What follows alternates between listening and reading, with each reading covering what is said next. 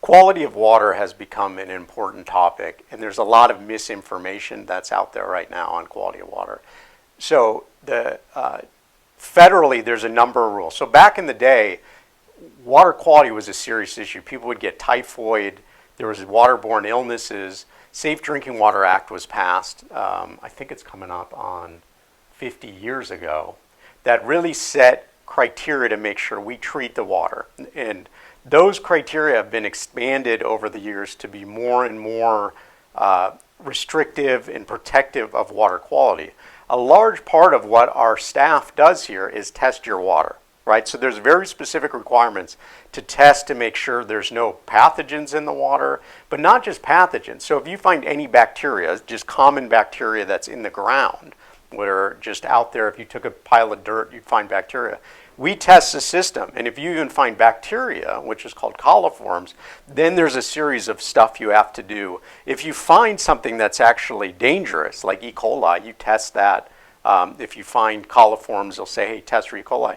Then immediately we have to put out boil water notices and notify customers. We haven't done that because that's not an issue. We don't have issues with E. coli and pathogens. So in terms of a concern about there being some immediate health effect from water and pathogens in water, that is very well tested, monitored by our staff. That's a key part of what we do. Even federally, when you look at across the nation, pathogenic infections from drinking water systems really doesn't happen anymore. That's been solved. Where a lot of the focus right now is on trace contaminants. So as people have gotten better and better at measuring things, you are finding trace contaminants in the water, and you're able to measure to different levels.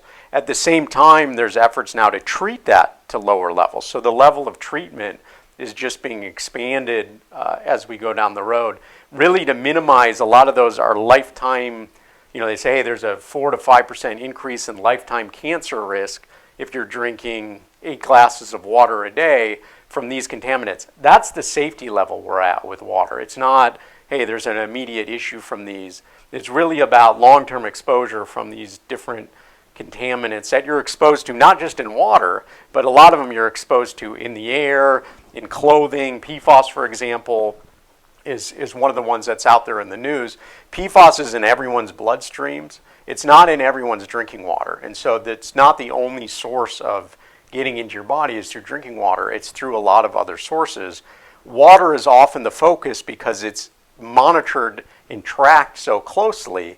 It's easy for us to do things and monitor and help improve water quality, where some of the other things are harder to get at. So I would say, me personally, I drink tap water. I fill up a glass bottle with tap water.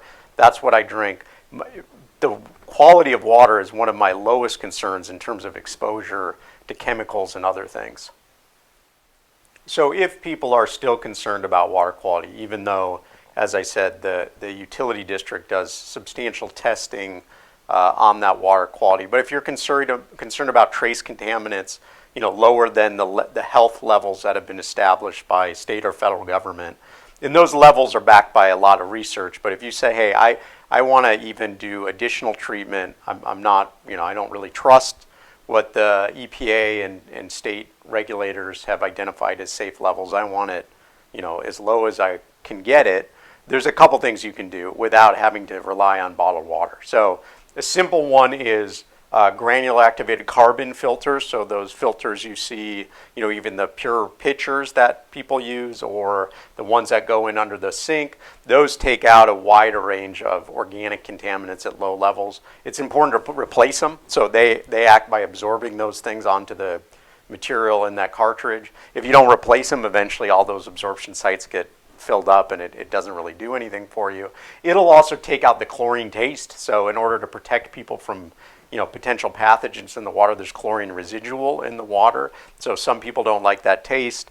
There's also byproducts of chlorination that exist. That'll all come out largely within those filters. So those are simple things. Again, body contact isn't really an issue. So the levels we're talking about, that the health effects are based on drinking a lot of that water every day. That's what they're based on. Most of them lifetime exposure of drinking this water every day.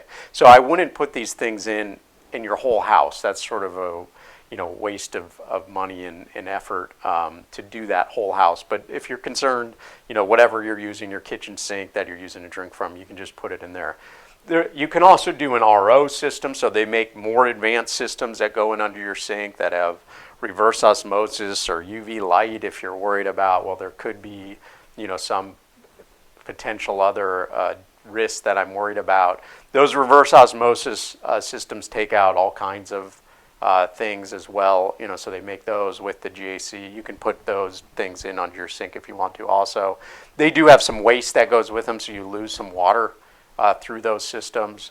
Again, if you do whole house RO or whole house softeners, so those, a lot of houses here, softeners are really just if you have hard water. What about hard water? So that if you have a staining or clogging of faucets or other things, that's what a softener is for. So there, see them in a lot of garages. There are these two containers. So if you're worried about hard water and clogging of faucets, you can put a softener in. The thing to note with softeners, they waste a lot of water. So they have a resin that takes calcium out of the water. That's what's causing the hardness. You have to regenerate it with salt.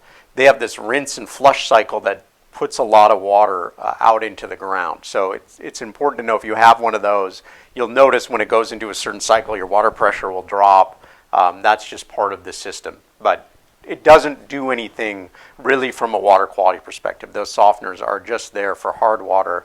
They really have no effect on these trace contaminants or any of those other impacts.